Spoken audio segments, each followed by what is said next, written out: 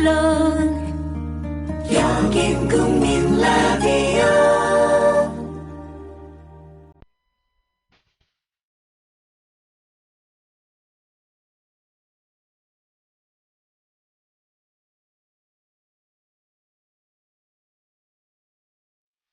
정치평론가 이강윤의 오늘.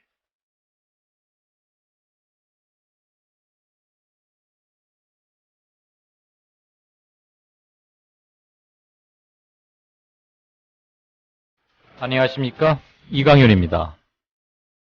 8월 8일 금요일 시작합니다. 세월호 특별법안 여야 간 합의는 수사권과 기소권이 흐지부지 된 것도 문제지만 이에 앞서 근본적으로 절차상 하자가 있습니다. 나라의 운명을 가를 수도 있는 중요한 법안을 합의하면서 당사자인 유가족이나 서명으로 의사를 표현한 최소 400만 국민들의 뜻을 전혀 묻지 않았다는 겁니다. 그 흔한 의원총회 한 번 열지 않았습니다. 이런 특별법안의 합의를 하려면 의총을 통해 당내 의견을 수렴하고 전 의원이 모여서 유가족과 국민들께 설명과 동의를 구한 다음 처리하는 게 상식입니다.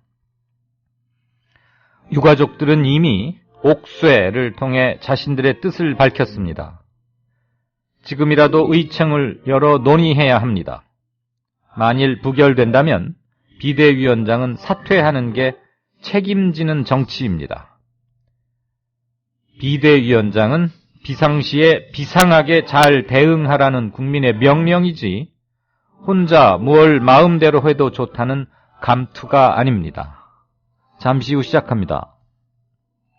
회식 후에 고고 안전하게 고고 집에 갈 땐 고고 회식 후에 안전하게 집에 갈 땐 고고 대리운전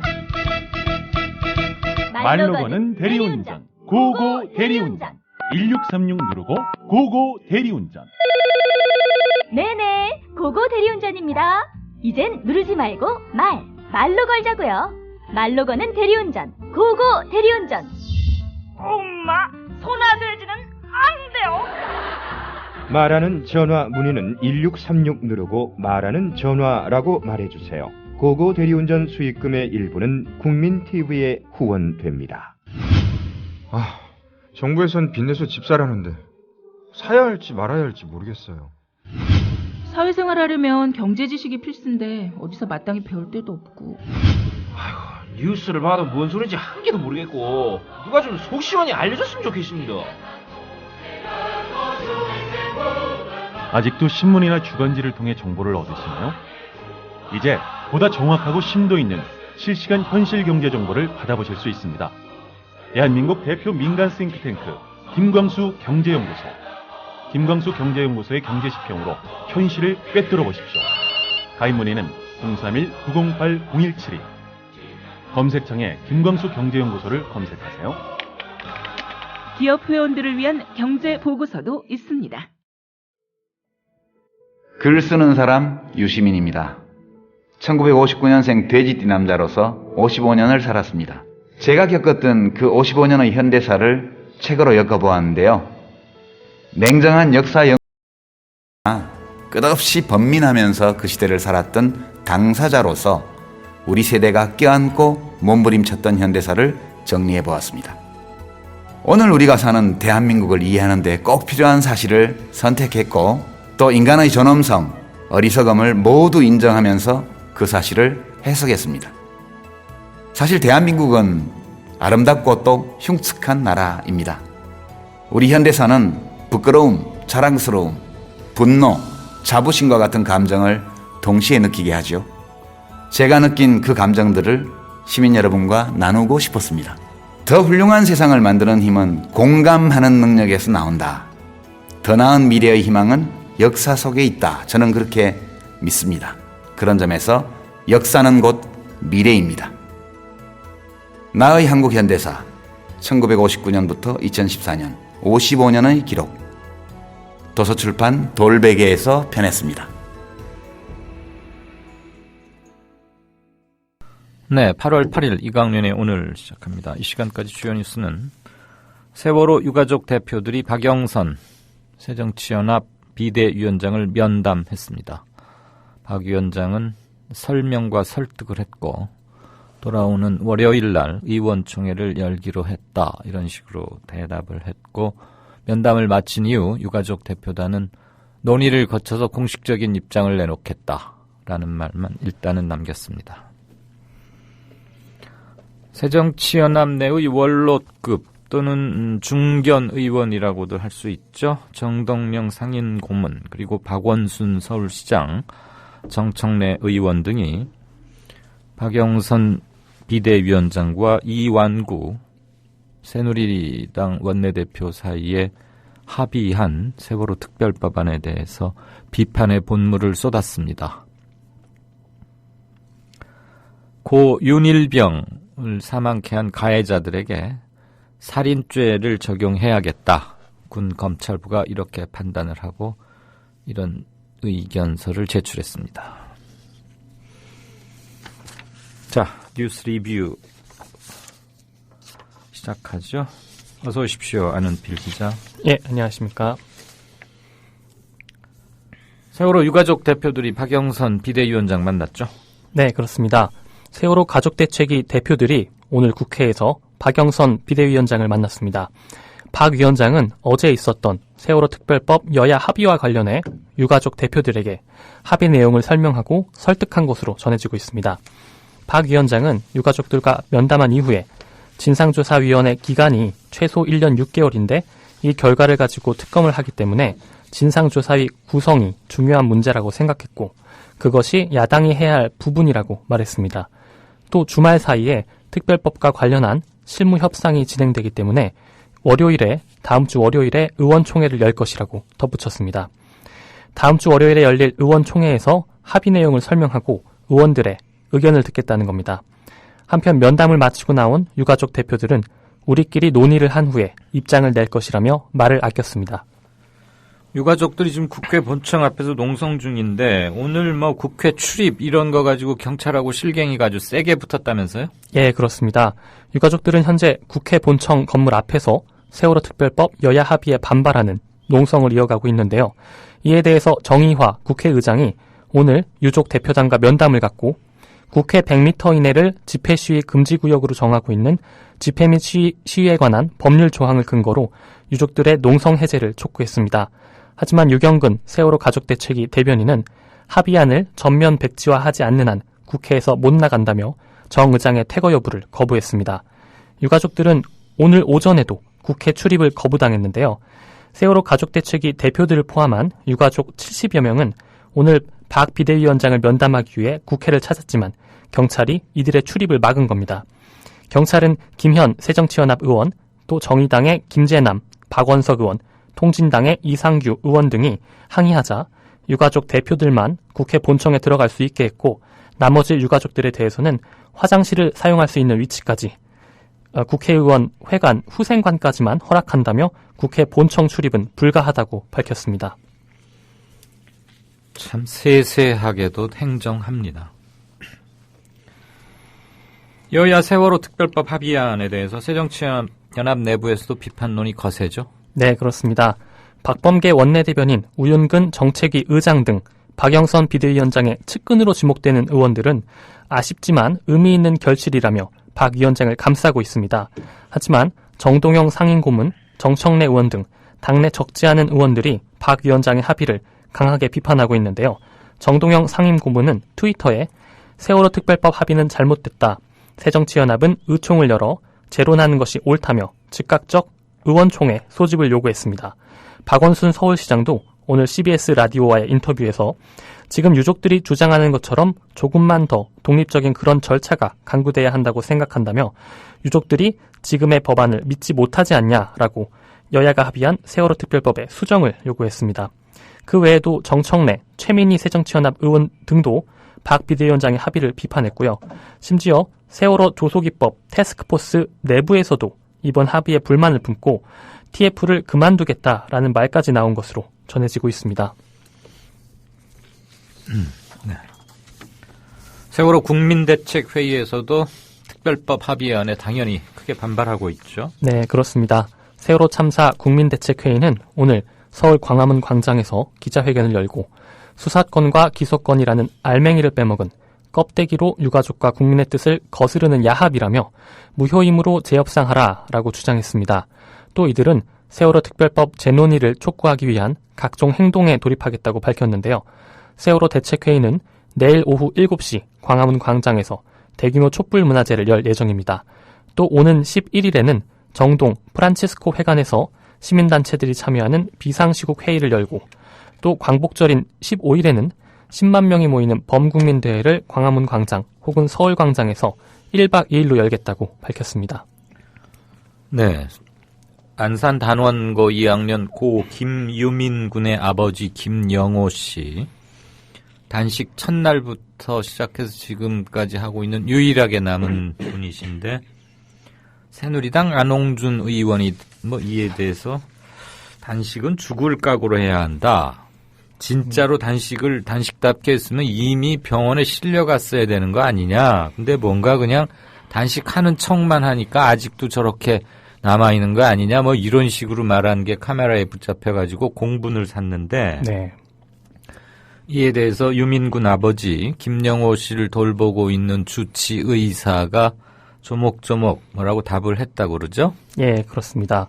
고 김유민 군의 아버지 김영호 씨를 돌보고 있는 이보라 서울 동부병원 내과 과장이 어제 자신의 페이스북에 글을 적었습니다. 산부인과 전문의이신 안홍준 의원님의 예상대로 줄줄이 실려 나갔다며 마지막 남은 김영호 씨는 지금 체중이 처음보다 15% 정도 감소한 위험한 상태인데도 자식을 먼저 보낸 죄로 유민이 옆에 묻히겠다며 단식을 하고 있는 것이라고 말했습니다. 김 씨를 진료하던 또 다른 한 의사도 오늘 처음으로 유민 아빠에게 진료를 거부당했다며 의사 선생님들이 자꾸와 내 건강을 챙기니 안홍준 같은 사람들이 저런 말이나 하지 않냐며 앞으로 일체 의사진료를 받지 않겠다고 선언한 김영호 씨의 말을 전했습니다. 한편 김 씨는 오늘 청와대 분수대 앞에서 1인 시위를 벌였고요. 또 잠시 단식을 풀었던 유경근 대변인도 물, 소금까지 끊는 단식에 재돌입하겠다고 밝혔습니다.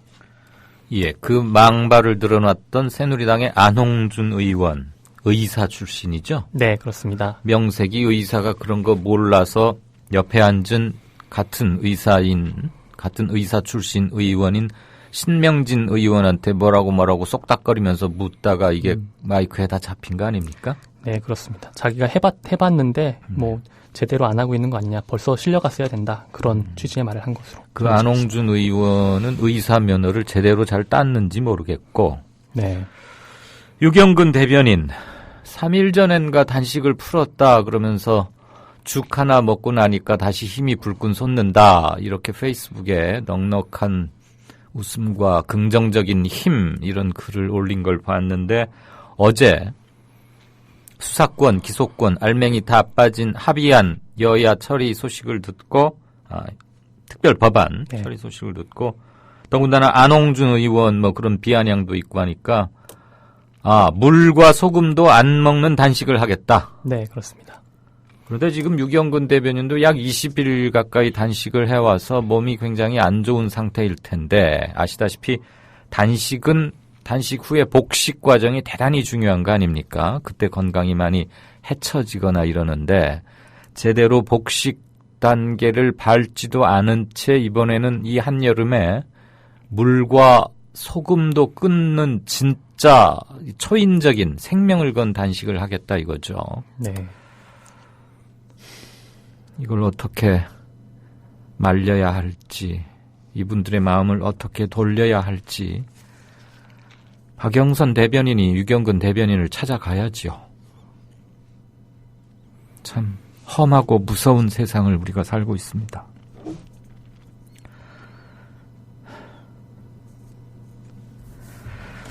진도 소식 좀 보죠. 세월호 미구조자 가족들이 지금 세월호 선체에 우리 아이들 그리고 승객들 가족들 시신이 그대로 있을 것이다. 생존 학생들의 법정 진술 같은 것을 들어보니까 이런 믿음이 더 확실해졌다. 유실된 거 아니니까 좀 잘 찾아달라. 이런 마음을 다시 한번 강력하게 표현했죠. 예, 그렇습니다.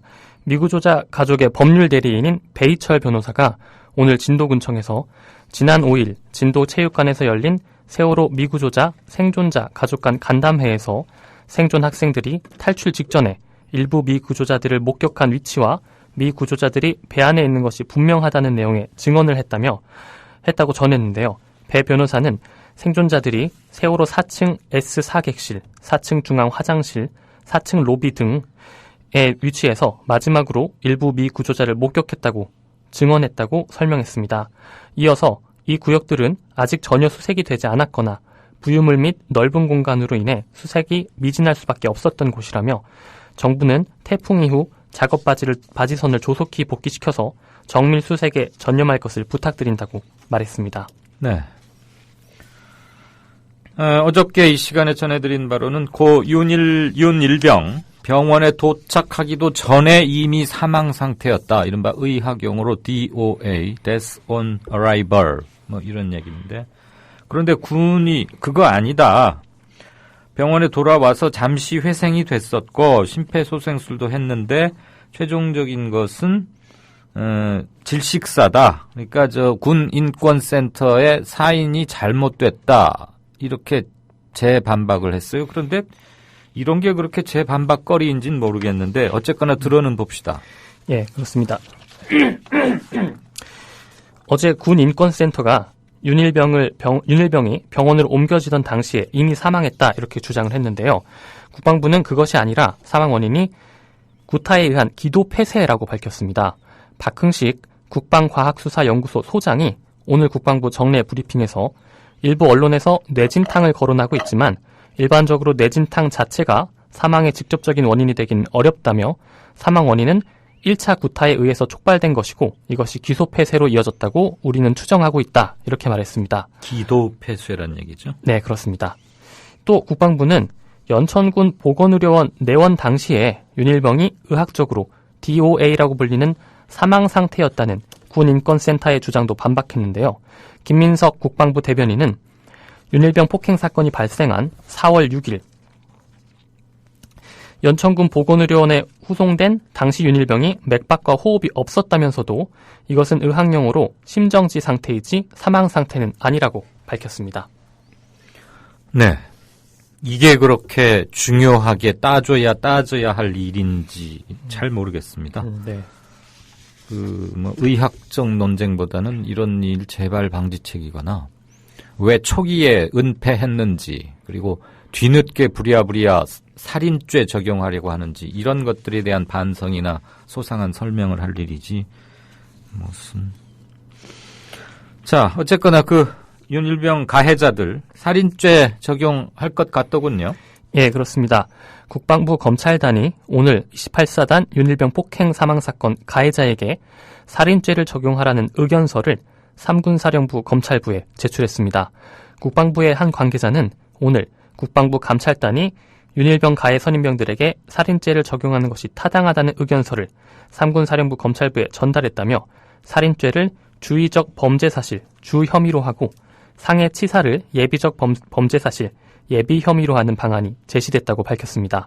이 관계자는 살인죄를 먼저 검토하고 그 뒤에 살인죄가 성립하지 않으면 상해치사를 검토해달라는 방식으로 군사법원에 공소제기를 하라는 의견이라고 말했습니다. 살인죄의 적용 여부는 의견서를 받는 3군사령부 검찰부가 최종 판단하게 됩니다. 네, 우리나라 언론들 특징이기도 하고 언론의 속성에 그런 게 있으니까 너무 인상, 눈살 찌푸리지는 마십시오만은 경쟁적으로 이제 사례를 찾고 취재를 하다 보니까 이러는 건데 가혹행위가 연이어서 보도되고 있죠. 네. 그런데 이번엔 무슨 후임병 입에다가 곤충을 이게 산채로 곤충을 넣었단 말입니까? 네, 그렇습니다. 어디서 이런 일이 또 벌어졌습니까? 예, 강원도 초론 3사단인데요. 후임병 입에 벌레를 넣거나 또 혀로 땅바닥을 핥게하는 등의 가혹행위와 구타가 적발이 됐습니다. 육군은 지난 1일 강원도 초론 3사단에서 근무하는 한모 상병을 가혹행위와 폭행 등의 혐의로 헌병대에 수사 의뢰했습니다. 한 상병은 지난 5월부터 최근까지 최전방 감시초소 GP 등지에서 후임병 입에 곤충을 넣거나 해충 퇴치기에 손을 넣게 하고 땅바닥을 혀로 핥게 하는 등의 20여 차례에 걸쳐서 폭행과 가혹행위를 한 혐의를 받고 있습니다. 육군은 또 지난 3일 생활관에서 후임병의 얼굴을 때려 이를 부러뜨린 경기도 광명 52사단 엄모상병에 대해서도 수사를 의뢰했습니다. 네. 오늘 조간에 이미 보도된 것이긴 합니다만 TV조선 앞으로 돈을 좀 많이 벌어놔야 될 것 같아요. 최동욱 전 검찰총장 혼외자 문제를 폭로한 가정부 이모 씨한테 제보료조로 430만 원 그리고 100만 원 상당의 고급 스마트폰 이런 걸 주었다면서요? 예, 그렇습니다. TV조선과의 인터뷰에서 최동욱 전 검찰총장과 최 전 총장의 내연녀로 지목된 임모 씨 사이의 관계를 폭로한 가정부 이 씨가 TV조선으로부터 인터뷰 대가로 현금 430만 원과 스마트폰을 받은 것으로 알려져서 논란이 일고 있습니다. 이 씨는 어제 임 씨 관련 재판에 증인으로 출석했는데요. 이 씨는 어제 공판에서 인터뷰 대가로 430만 원을 받았냐라는 임 씨 변호인 질문에 그렇다고 답했고 또 TV조선 기자로부터 새 휴대전화를 받았지만 쓸 필요가 없어서 돌려줬다고 말했습니다. 이에 대해서 TV조선은 가정부 이모 씨가 인터뷰 대가로 400만 원 받았다는 일부 보도는 사실이 아니다라며 TV조선은 이 씨에게 인터뷰 대가로 돈을 지급한 사실이 없다고 반박했는데요. TV조선은 내부 규정에 따라 이 씨에게 소정의 출연료와 제보 사례비로 지급한 것이라며 보도 이전에 어떠한 형태의 금전을 제공하거나 금전 제공을 약속한 적이 없다고 설명했습니다. 그러니까 주기는 줬는데 인터뷰 대가가 아니었다 이런 주장인데요. 하지만 소정의 출연료와 사례비가 430만 원이라는 부분은 쉽게 납득이 힘든 것 같습니다. 그러니까 줬다는 소리입니까? 안 줬다는 소리입니까? 돈은 주기는 줬다고 시인을 한 셈입니다. 뭔 말이 이렇게 구구하게 많대요? 네. 참 해명도 기사 쓰는 것만큼 헷갈리게 쓰네요. 세계보건기구 WHO가 에볼라 바이러스의 확산을 막기 위해서 국제적 공중보건 비상사태를 선포했군요. 예, 그렇습니다. WHO 세계보건기구가 서아프리카에서 발병해 세계로 확산될 조짐을 보이고 있는 에볼라 바이러스와 관련해서 세계적 공중보건 비상사태를 선포했습니다. 세계보건기구는 오늘 스위스 제네바에서 이틀째 긴급 전문가 회의를 열고 에볼라 바이러스의 국가 간 전파 가능성과 확산 방지 대책 등을 면밀하게 검토한 뒤에 이같이 결정했다고 밝혔습니다. 비상사태가 선포됨에 따라 국가 간 공조체계와 면역 프로그램 가동, 여행 규제 등의 가능한 모든 조치가 취해질 전망입니다. 세계보건기구가 공중보건 비상사태를 선언한 것은 지난 2005년 신종 인플루엔자 확산과 또 지난 5월 소아마비 대유행에 이어서 이번이 세 번째입니다. 지난 2월 이후 현재까지 에볼라 바이러스 감염 건수는 1,711건이고요. 사망자는 932명에 달하고 있습니다. 네, 잘 들었습니다. 지금까지 국민TV 뉴스의 안은필 기자로부터 뉴스 브리핑 받았습니다. 네, 고맙습니다. 고맙습니다. 여보, 국민TV 조합비 이제 낼 때가 됐다고 하는구만요. 오, 그려. 그 국민TV도 개국하고 그 뉴스케이도 하던지. 달달이 11,000원 내는 거 맞죠? 11,000원만 내지 말고 좀 더 혀. 이 새싹에 돋아날 때는 물을 충분히 줘야 하는겨. 아이, 근데 인터넷으로 하려니까 보통 어려워서 원. 공정 언론을 꿈꾸는 미디어 협동조합 조합원이 해야 할 일. 조합비 납입입니다. 매달 고정 납입 어려우신가요? 월요일부터 금요일까지 아침 9시부터 저녁 6시까지 서울 전화 3144-0933, 3144-7737로 전화하세요. 사무국 요원들이 친절하게 안내해드리겠습니다. 서울 전화 3144-0933 또는 3144-7737. 여기는 진짜 언론, 미디어 협동조합입니다.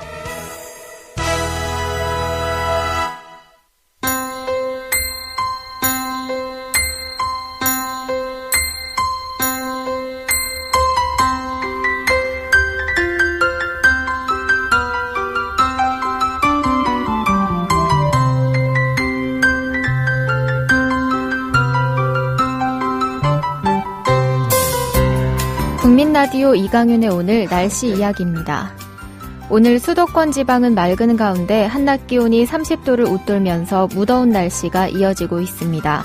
반면 강원 영동과 영남 지방은 동풍의 영향으로 오후 늦게까지 산발적으로 비가 내리겠습니다. 한편 현재 제11호 태풍 할롱은 강한 중형급으로 일본 오키나와 동쪽 해상을 지나고 있습니다. 태풍의 영향으로 제주와 남해상에는 풍랑주의보가 발효 중인 가운데 물결은 최고 4m까지 높게 일고 있습니다. 주말인 내일과 모레는 강원 영동과 영남 지방에 비가 내릴 것으로 보입니다. 특히 동해안 지방에서는 강한 바람과 함께 폭우가 쏟아질 것으로 예상됩니다. 모레까지 예상되는 비의 양은 동해안 지방에 70에서 최고 200mm, 경북 내륙에는 30에서 80mm, 경남 내륙은 10에서 40mm 정도입니다. 영동 지역의 비는 월요일 오전까지 이어질 전망입니다. 지금까지 변현주였습니다.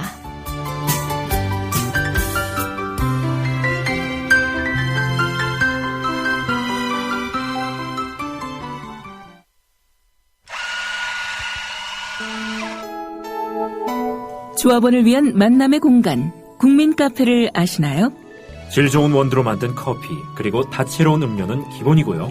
각종 공개 방송, 우리 사회의 건강한 지식인이 펼치는 따뜻한 특강이 펼쳐지고요. 그러나 저 목사님이 신도들 많고 믿으십시오 할 때라든가 정부의 논법은 믿음의 문제가 아니고 특히 이 안보는 하나의 수리이자 학이다. 즉 과학이라고 얘기를 했습니다. 특히 최재민, 김민기의 DD쇼가 열리고요. 지금은 굉장히 자유인 같은, 자유롭고 내가 한 시민으로서 내가 어떤 말이든 할 수 있는 사회가 됐으면 좋겠고. 서울 마포구 월드컵로 37 미디어 협동조합이 세운 카페 국민 카페로 여러분을 모십니다. 네, 미리 듣는 뉴스K 황준호 팀장 안녕하세요. 예, 안녕하십니까. 금요일입니다. 예. 어제는 큰 뉴스가 있었고요. 예. 오늘은 뭘로 톱 뉴스 갑니까? 후폭풍이 만만치 않은 것 같습니다. 네. 그래서 새정치민주연합에서는 벌써부터 당내에서 공식적으로 비판이 나오고 있고요. 네. 저는 오늘 점심 때 새정치민주연합 쪽 정부를 만났더니 대체 왜 저렇게 했는지 이해가 안 된다. 자기들도 모르겠대? 예. 그래서 어제 몇 명이 모여가지고 사정하지 않은 사람들이 모여서 머리를 굴려봤는데도 왜 그런 합의를 했는지 잘 모르겠다 이런 얘기를 했습니다. 예. 그리고 합의 자체보다 그 과정이 너무 좀 이상했다. 그렇죠. 절차상 문제가 크죠. 예. 유족들과의 협의, 그 다음에 당내에서의 협의 이런 게 너무 없이 한 게 좀 이상하다. 네. 그 합의가 그 과정만 있었다면 합의 자체가 좀 부족하더라도 좀 서로 설득해서 갈 수 있는데 그런 얘기를 하는 걸 들었습니다. 그래서 됐고 오늘 유가족들이 역시 박영선 대표 또 정의화 국회의장 이런 분들도 만나면서 불만을 표시했습니다. 네. 그런 상황도 전해드리고요. 그런데 정의화 의장이 그 유가족을 만나가지고 오늘까지 퇴거하지 않으면 집시법에 따라서 조치하겠다 이런 얘기를 했다고 합니다. 지금 상황이 어떤 상황인지 다 아는 분이 알만한 분이 네. 그런 얘기를 했다는 게 조금 납득이 안 되고 그렇습니다. 지금 저 광화문도 뭐 교황 오는 그 방호벽 이거 만들면서 광화문 유가족 및 동조 단식 농성자들 그거 치우려고 하는 움직임이 곳곳에서 감지된다고 그래서 또 다른 긴장이 조성되고 있고 하는데 참 무슨 군사작전 다시 전두환 노태우 시절로 돌아간 게 아닌가 싶고 말이죠. 예, 그렇습니다. 네. 그리고 새정치민주연합 게시판 또 박영선 의원의 개인 공식 게시판 홈페이지 이런 데도 잘 작동이 안 되고 다운되고 있고 그런 상황이라고 합니다. 그리고 내일 용산 화상경마장 반대하는 주민 천막농성이 그동안 해왔는데 천막을 치고 그 화상경마장 앞에서요. 내일 200일이 된다고 합니다. 예. 그리고 오늘은 뭐 성당 합동미사 16개 중구 일대 16개 성당 합동미사가 열리고 했는데요. 이게 참 특이한 게 이건 아주 순수한 무슨 님비 이런 것도 아니고 아주 순수한 사회 갈등인데요.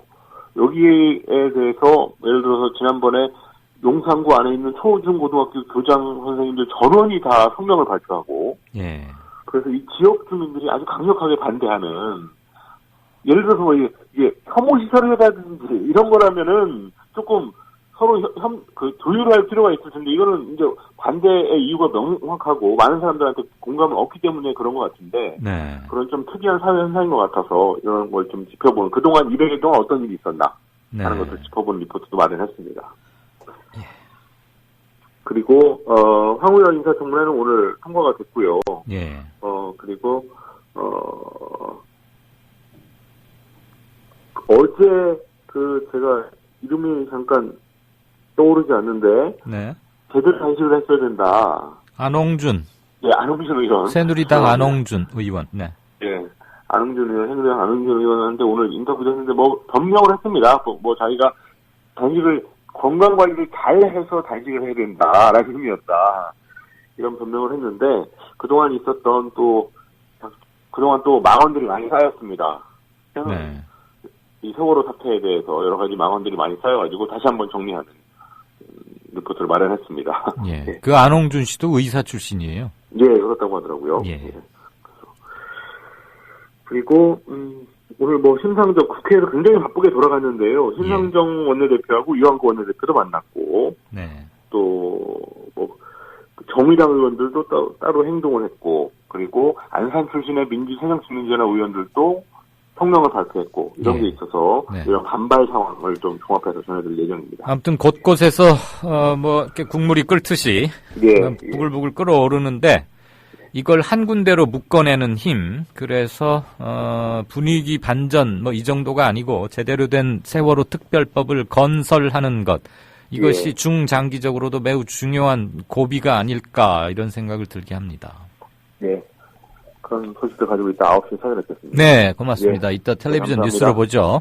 예. 고맙습니다. 지금까지 뉴스K의 황준호 뉴스팀장이었습니다. 게시판 좀 잠시 보겠습니다. 6시 막 1분이 되려 하는군요.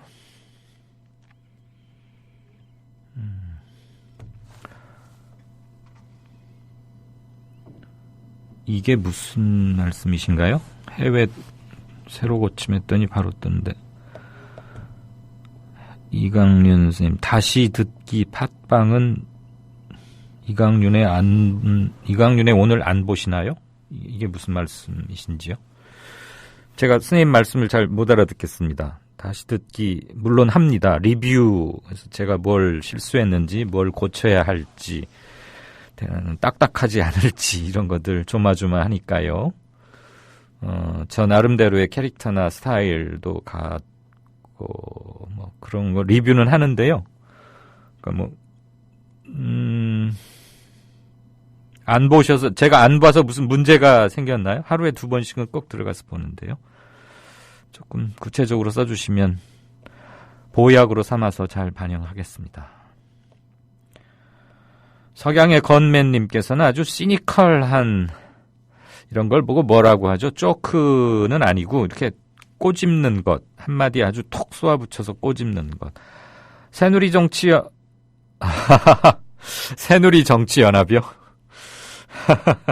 새정치연합이 아니고 새누리 정치연합.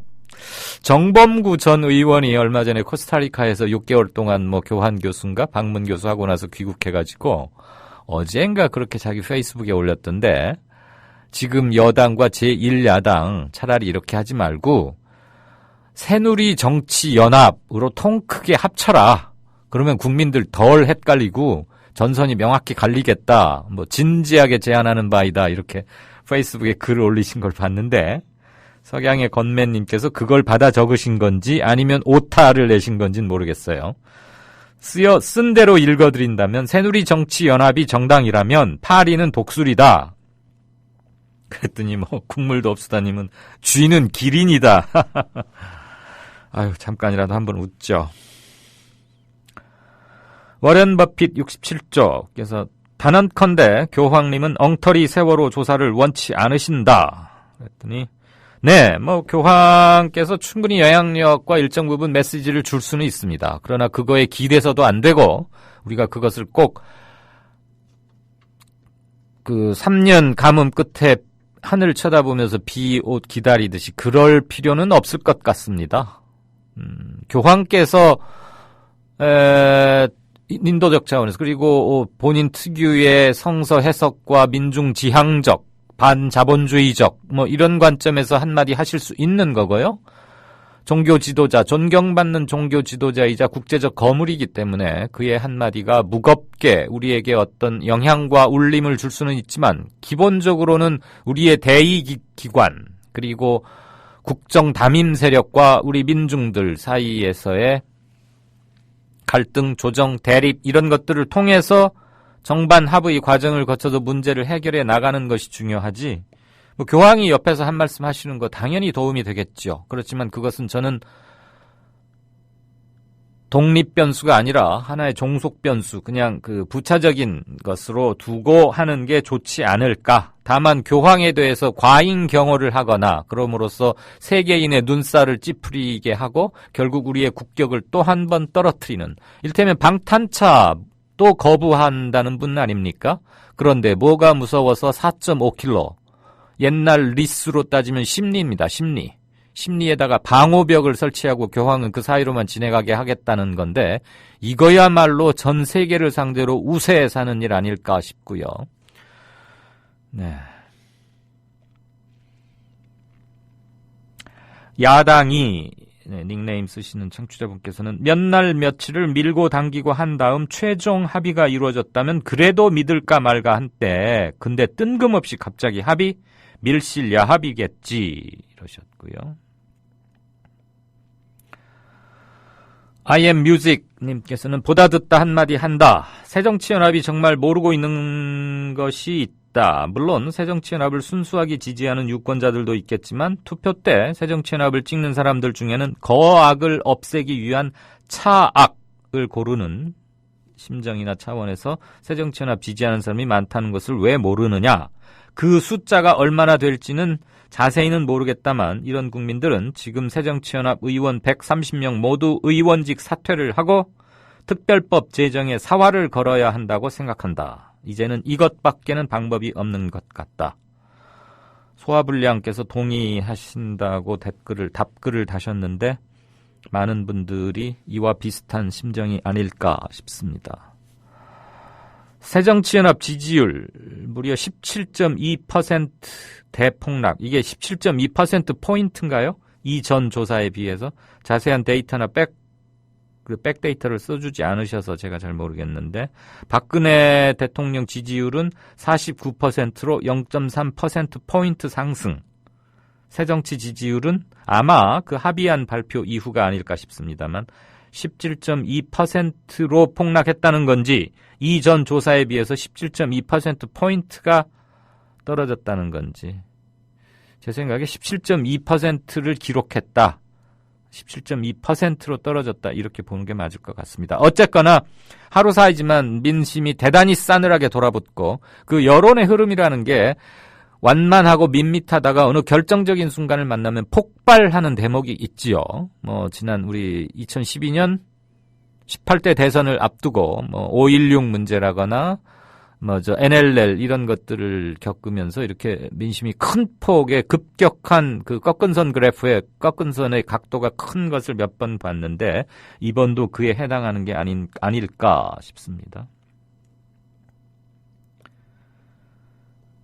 국물도 없수다님께서는 국회에 나와서 아마 이분이 그 보나양 어머니이실 거예요. 조금 전에 제 앞으로에 다녀가시는 걸 봤는데 박주민 변호사랑 함께 이분을 이렇게 맨손을 잡고 단식 농성 중이신 거 손을 잡고 위로하고 있는 박영선 새정치연합의 비대위원장. 당시는 그냥 원내대표였겠죠. 그 사진을 올려놓고서 이 사진을 잊었느냐, 어떻게 그런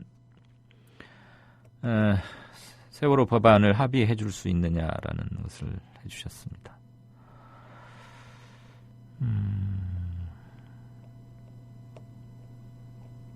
정범구 전 의원의 페이스북 얘기를 돈이 돈다님께서도 올려주셨군요. 해군에서도 가혹행위가 드러났다. 폭행으로 장기가 파열됐다. 창원지검은 후임병을 폭행한 선임병에게 벌금형을 내렸다. 장기가 파열됐는데 겨우 벌금으로 끝이랍니까? 그리고 이걸 왜 창원지검에서 하죠? 군사재판이 아니고? 뉴스를 좀 찾아봐야 되겠군요. K1 오늘님, 진행자님 뭘 맛있게 드시나요? 아닙니다. 성스러운 방송 시간에 그럴 리가 있나요? 물만 가끔 마십니다. 혹시라도 마이크에 잡음이나 이음이 들어가지 않도록 좀 더 신경 쓰겠습니다. 그리고 참 오늘 날도 더운데 파트러쉬우님하고 화무11홍님께서 또 이렇게 뭐죠?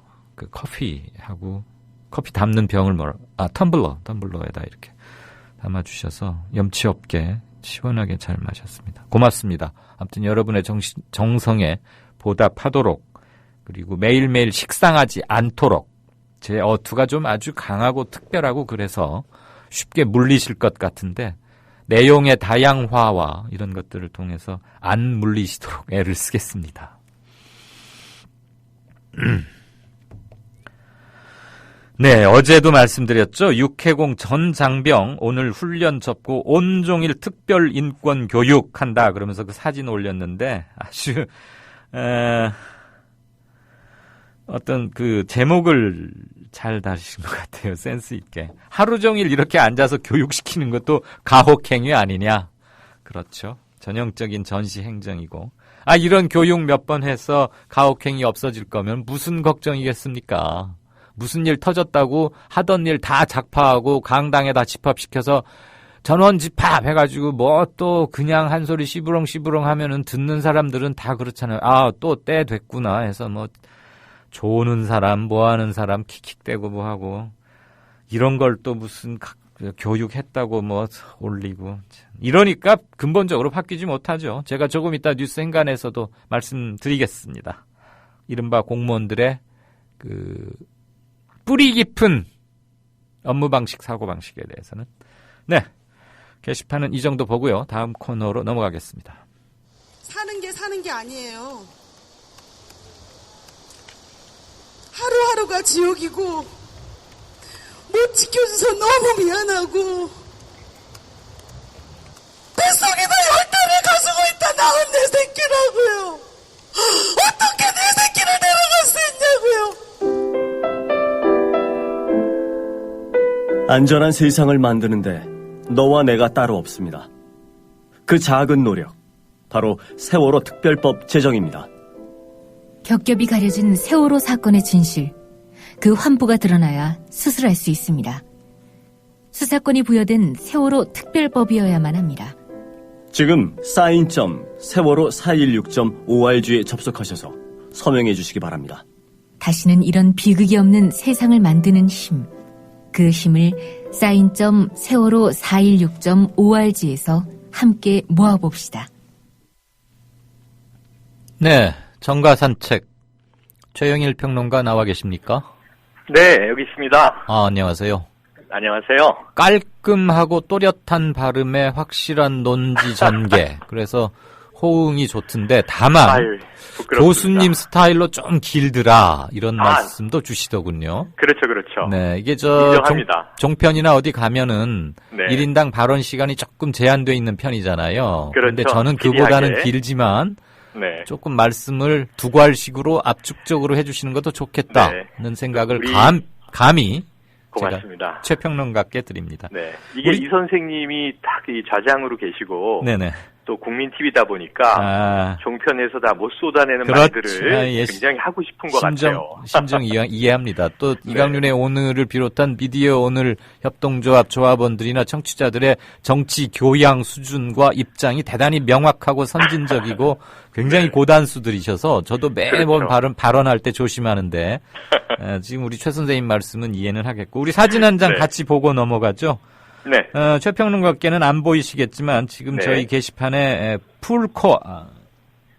폴코님께서 6시 8분에 막 올려주신 거 보면 새정치민주연합의 광주광역시 시당 건물인 것 같아요. 네. 크게 이제 사인보드가 붙어 있는데 거기에 새누리당 들러리당이다 이렇게 딱 그 종이로 대자보처럼 크게 붙이고 어떤 사람이 내려오고 밑에서는 환호하는데 그 제목이 어떤 분의 댓글이 역시 광주 딱 이 한마디군요. 네, 어제 시일야 방송대곡 아닌가 이런 말씀을 드렸는데요. 네. 자, 상통하는 것 같습니다. 그렇습니다. 이 광주가 항상 중요한 정치적 격변기 때마다 무슨 풍향계 또는 내비게이터 역할을 하고 있다는 것은 우리가 그렇죠. 익히 아는 바고. 자, 오늘 네. 첫 번째 얘기 들어가 볼까요? 네, 그 광주를 이 새정치민주연합이 이 6.4 지방선거와 730 재보선에서 다소 소홀히 다뤘다 이런 아쉬움이 남고요. 네. 뭐 그런저런 여러 가지가 지금의 이 난파 직전에 야당을 맡는 것이 아닌가. 중요한 요소 중에 하나가 됐죠. 그렇죠. 세월호 특별법 어제의 파동이 오늘 더 확산되고 있고 이제 곳곳에서 반대 움직임이 이렇게 나오고 있는데 그렇습니다. 그 와중에 지금 유가족들은 국회를 떠나라 뭐 이런 식으로 음으로 양으로 눈치 주고 밀어붙이는 것 같아요. 이 언론 매체 헤드라인 좀 불만이 있는데요. 이 정의화 국회의장 친전 이렇게 뭐 어려운 말을 썼습니다. 네. 뭐 친전 이렇게 고상한 얘기가 아니라 통보죠, 통보. 네네. 이미 뭐 김만흠 새누리당 의원 노숙자 같다 이런 발언 나왔었고요. 오늘 또 그 안홍석 새누리당 의원이 김태흠. 네. 그리고 이제 오늘은 또 안홍석 의원 네. 어떤 발언이 나왔냐 하면 국회에서 이 지금 질의가 이루어지고 있는 이게 황우여 이 교육부 장관 청문회 때 인사청문회장에서 네. 나온 얘기죠. 이게 단식을 저렇게 해도 괜찮은 건가? 25일째 하고 있다는 얘기를 뻔히 듣고 네. 엉터리로 했다 이런 취지의 얘기를 했어요. 죽기를 각오하고 해야지 이런 첨언도 했습니다. 지금 뭐 이 유가족들 지금 어떤 이야기 하고 있냐면요. 이 네. 유민이 아버지 있습니다. 네. 김영호 씨가 계신데 이분 요즘 사진 보면 정말 말라 계셔서 걱정이 되는데 이분이 안홍석 의원의 대면 사과를 요구했습니다. 예. 내가 죽으면 이 안 의원 탓이다 이런 이야기도 했고요. 지금 울분이 정말 피가 끓는 음성들이 나오고 있어요. 도저히 인간으로서는 할 말이 아닌데 더군다나 그 사람이 의사 출신이에요. 그렇죠. 어떻게 의사라는 사람이 그런 말을 합니까? 네. 그러면서 새누리당 의원들 한 3사람이 6일 정도 해봤는데 더 못하겠더라. 지금 다 엉터리다. 그래서 유가족들은 오늘 유경근 대변인은 그런 트윗도 올라왔습니다. 네. 이게 물과 소금을 먹은 게 죄라면 했겠다. 예. 지금 뭘 보자고 하는 이 말들이냐. 네. 지금 어제 특별법 자체가 여야 타결이다. 저는 이 물음보호를 달았습니다만 네. 그렇다고 한다면 가장 1차 피해 당사자가 유가족인 거잖아요. 그렇죠. 생존자 가족도 포함해서 가족 대책이 전체인데 지금 이분들의 의사와 정반대되는 야당이 지금 이거에 합의해 준 것 자체의 그 후폭풍, 질타를 막고 있는 와중에 지금 국회의장은 이 유가족들에게 국회에서 나가라. 우리가 국회를 보통 이제 의회, 민의의 전당 이렇게 부르지 않습니까? 네. 오늘 안산에서는 이제 참여하지 않고 이 가정에 생업에 종사하던 60여 분의 유가족들이 상복을 입고 모여서 네. 국회에 들어가겠다고 했는데 철통 방어를 하면서 그렇죠. 국회 안으로 들여보내주지 않았죠. 지금 이런 문제들을 다 일련의 사태들을 보면 결국 이 타결됐다고 하는 특별법도 세월호 문제, 이 유가족들의 울분, 거리에서 쏟고 있는 피눈물을 덮고자 함이 아니냐라고 의심하지 않을 수 없는 거죠. 네. 지금 이런 정황들을 국민들이 다 보고 안타까워하고 있는데 정치권은 요지부동입니다. 아주 답답한 상황입니다. 그렇죠. 지금 새정치연합의 지지율이 어제 합의안이 발표되기 전인 5일, 6일 이틀간 조사해 봤더니 17.4%, 그러니까 10%대로 다시 떨어졌어요. 그렇죠. 730 재보선 전에 조금 괜찮을 때는 24%대로 올라간 적도 있었는데 어쨌거나 지금 어제의 결과가 반영되지 않았는데도 이렇게 떨어져 있었고 쉽게 이렇게 생각할 수 있겠죠. 세월호 특별법 서명했던 400만 서명자들 그렇죠. 그런 거 생각하면 400만 표가 후루룩 일단 날아갈 수 있다 이런 생각도 들어야 하는 거죠. 명시적으로 확인되는 것만 정량적으로 잡히는 통계 수치를 지금 이 선생님 말씀처럼 이제 얘기할 수 있겠고요. 네. 또 정성적으로 서명을 이제 다 참여하진 못했으나 다르지 않은 심정으로 있는 국민들의 또 이 여지. 우리가 투표를 보면 투표율과 득표율을 늘 얘기하는데요. 전 요즘 선거를 보면 투표하지 않은 정말 그 보이콧한 층들의 생각은 무엇인가.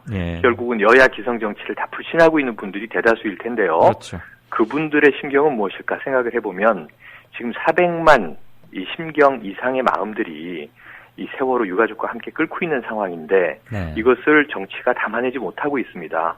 이 가장 비극적인 상황이고요. 네. 이것으로부터 지금 나오는 이 어떤 제가 보기엔 국가 기반의 파열음들이 여기저기서 터져 나오는 것 같아요. 여러 가지 현상으로. 예. 자, 두 번째 얘기 들어가 볼까요?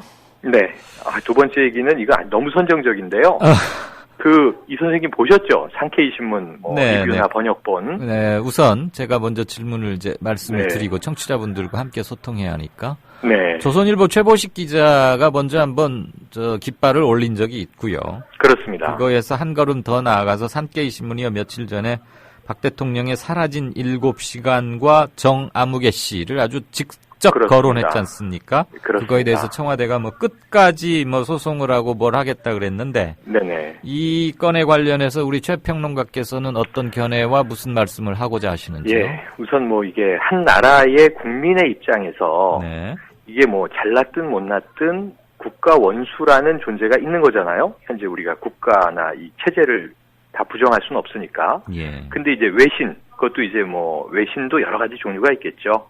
타블로이드도 있고, 우리가 네. 찌라시라고 부르는 방송 부적합 용어입니다만, 예. 세간에 도는 용어들도 있는데요. 정보지, 혹은 루머지, 이런 것들이 있는데, 지금 산케이 신문은 일본에선 그래도 5대 신문 안에 드는 신문이고, 우익 성향의 신문인데, 네. 물론 이제 국수주의적인 성향을 가지고 있어서 저는 좌우보다는 이 일본 입장에서 한국과 중국에 대해서는 상당히 적대적인 신문이다. 예. 이런 성향 정도를 이제 읽고 있었는데 이번에는 이제 한국의 대통령을 완전히 깔아뭉개는 형태의 정말 이 타블로이드의 파파라치 버전으로 만들어버리는 건데 내용을 다 읽어봤더니 예. 문제는 산케이도 믿고 일본의 언론도 밉지만 예. 한국인의 입장에서는 네. 그 내용들이 사실은 완전히 소설을 썼다기보다는 국내에서 이미 나와 있는 정보들을 이 스토리텔링을 해서 예.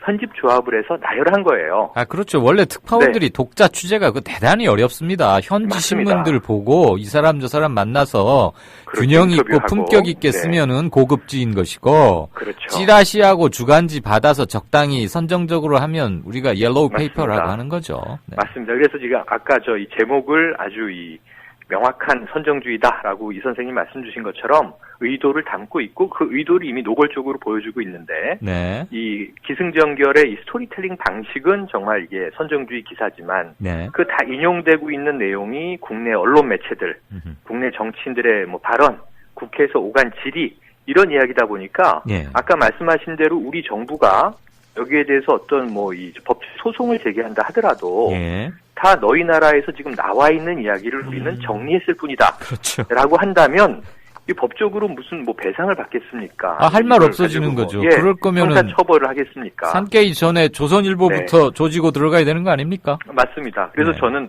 화가 났었는데 차분히 지금 이 논조하고 내용 팩트를 분석해서 가다 보니까 문제점은 어디로 귀결되냐면요. 네. 김기춘 비서실장의 7월 7일 기관 보고에서부터 문제가 생깁니다. 네. 예를 들면 세월호 참사가 보통 일이 아닌 건 우리가 다 얘기를 하고 있는데 네. 4월 16일 당일 이 대통령의 직속 비서실장이 대통령을 난 만나지 못했다. 그 시간 7시간 동안. 네. 그리고 비서실장이 항상 대통령의 동정 파악하고 있는 게 아니고 항상 같이 다니는 게 아니다. 라는 취지의 발언을 했단 말이에요. 예. 여기서부터 의혹이 시작이 된 겁니다. 그 다음에 대통령의 사생활이다 이런 얘기가 또 나왔어요. 여당 네. 의원으로부터. 네네. 왜 사생활을 너네가 궁금해하냐? 이런 말도 안 되는 얘기가 나왔습니다. 예. 이게 지금 휴가 중도 아니고 업무 중이고 평일이고 4월 16일은 우리가 명확히 기억하지만 국민들이 다 미디어에 달라붙어 있었고 오전에는 전원구조라는 오보가 나왔고요. 네. 오후가 돼서 이제 끔찍한 상황이 벌어지기 시작을 하는데 그 다음에 이제 우리가 기억하다시피 에어포켓이 있네 없네 며칠 가지 않습니까? 네. 근데 이 상황의 당일에 수요일에 대통령이 직무 중이 아니었다. 그러면은 궁금해하는 게 당연하지 않나요? 그래서 이런 부분에 대해서 그럼 예를 들면 이 특수한 업무를 보고 계셔서 국가 안보와 관련되는 일이기 때문에 기밀 사항이다. 그렇다면 국회 정보위에서만 공개를 하겠다. 예. 이런 업무를 했다라든가 네. 이러한 해명을 공식적으로 내놓지 않고 상당히 이 감정 섞인 불쾌감 어린 어조로 너희가 감히 대통령의 동정을 왜 궁금해해? 라는 식의 발언을 해버린 것에서 문제가 비롯이 됐고요. 네. 그럼 일단은 이건 제가 보기엔 야당 의원들의 문제를 넘어서 국민들이 다 궁금해할 상황이 돼버린 거죠. 예. 근데 조선일보가 이 이야기를 가십처럼 쓰니까 또 이제 종편들이 달라붙습니다. 네. 그런데 문제는 이 유사한 이야기를 이미 대선 전에 조웅 목사라는 분이 했단 말이에요. 이 조웅 목사 법적 처벌을 받습니다. 네, 네. 그래서 이제 지금 이제 이 최근에 출소된다는 소식이 들려오긴 했는데, 예, 아직은 수감 중인 상태인 거죠? 그렇습니다. 네. 지금 이미 그게 이제 1년 반이 넘은 상황이죠. 네. 지금 이런 상황을 봤을 때는 굉장히 뭔가 정부의 대응이라든가 특히 청와대의 반응, 그리고 이제 주요 인사들의 대통령과 관련된 언급들, 그리고 이것을 또 이 국민들을 갈라쳐서 어느 쪽은 잡아넣고 어느 쪽은 이 이야기를 공공연히 이제 신문에 기사나 사설로 쓸 수 있는 이러한 상황이라고 하는 것이 이 우리가 이 법 앞에 공정한, 특히 법치와 원칙을 강조하는 박근혜 정부 하에서 네. 국민들 누가 납득할 수 있겠느냐는 거죠. 네. 그 다음에 이것을 이 적대적인 상황으로 치닫고 있는 군국주의 극우 보수화의 일본의 우익 신문들이 공공연히 써제끼잖아요. 네. 그럼 이런 상황에 대해서 사실은 이 국민들을 상당히 부끄럽게 만드는 이러한 일련의 사태들의 원천적인 네. 본질, 그 핵심은 어디인가를 생각해보면 또다시 우리의 눈길이 청와대로 들어가 버리기 때문에 예. 그게 정말 안타까운 일이 아닐 수 없다라고 말씀을 드리는 겁니다. 그냥 이 문제에 대해서 명확히 밝히면 되는 겁니다. 밝히면 되는 거죠. 네. 예전에 뭐 조금 오래된 얘기지만 케네디 대통령이 골프를 그렇게 좋아했대요. 존 F. 네네. 케네디가. 그래서 가끔 몇 시간씩 골프하려면 최소한 대여섯 시간 걸리잖아요. 네. 아, 대여섯 시간까지 안 걸릴 수 있겠구나. 한국이나 그렇고 짧게 치면 한 3시간 정도면 될 텐데 백악관에서 가끔 안 보이고 그래서 찾으면은 실은 골프장에 가 있을 때가 많았는데 사람들은 마릴린 먼로라는 여배우와 뭔가 썸씽을 하고 있는 거 아니냐라는 추측이 네. 하도 강하게 도니까 대변인실에서 말을 했어요. 대통령께서는 실은 지금 골프 코스에 계십니다.